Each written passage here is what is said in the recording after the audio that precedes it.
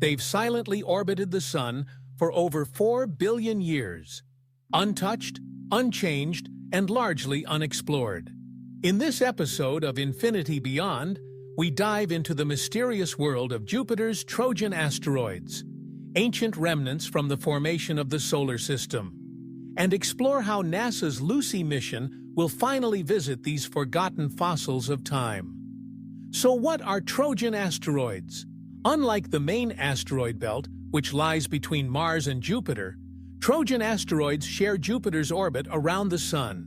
They cluster in two swarms, one 60 degrees ahead of Jupiter, called the L4 swarm, 160 degrees behind Jupiter, the L5 swarm.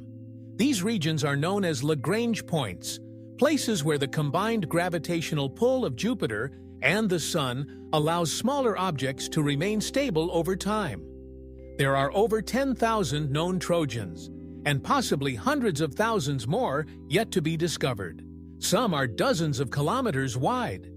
What makes them special is that they are believed to be primordial leftovers from the birth of the solar system, similar in age and composition to Kuiper belt objects. Unlike main belt asteroids, which have been heavily modified by collisions and solar radiation, Trojans have been preserved in cold storage, relatively undisturbed. Studying them could answer some of the biggest questions in planetary science. How did the planets form? What materials existed in the early solar system? Were organic compounds present in these ancient rocks? That's where NASA's Lucy mission comes in. Launched in 2021, Lucy is the first spacecraft ever sent to explore the Trojan asteroids.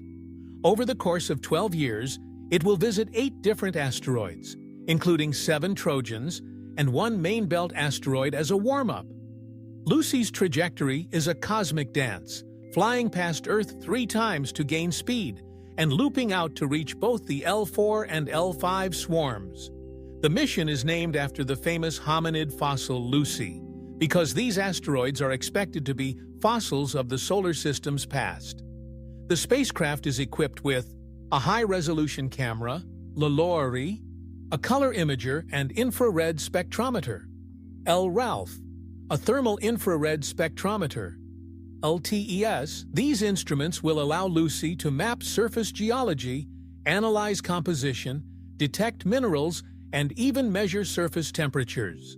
Among the key targets are Eurybates, a dark, carbon-rich object thought to be similar to primitive solar system material, Polymele, Lucas, and Orus, irregularly shaped bodies with unique rotation rates, Patroclus and Menetius, a binary Trojan system, 2 objects orbiting each other in tandem. The diversity among these targets is already surprising. Some Trojans are reddish, while others are gray. Some seem rocky, others icy. This could indicate that they originated from different regions of the solar nebula and were later captured by Jupiter's gravity.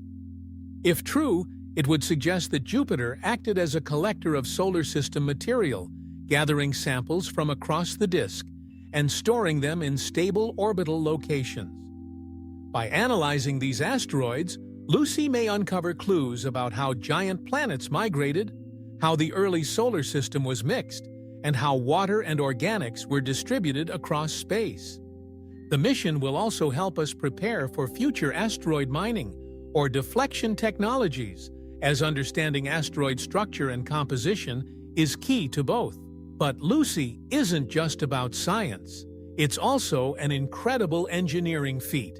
The spacecraft uses solar panels that span over 7 meters, allowing it to power itself even at Jupiter's distance from the Sun.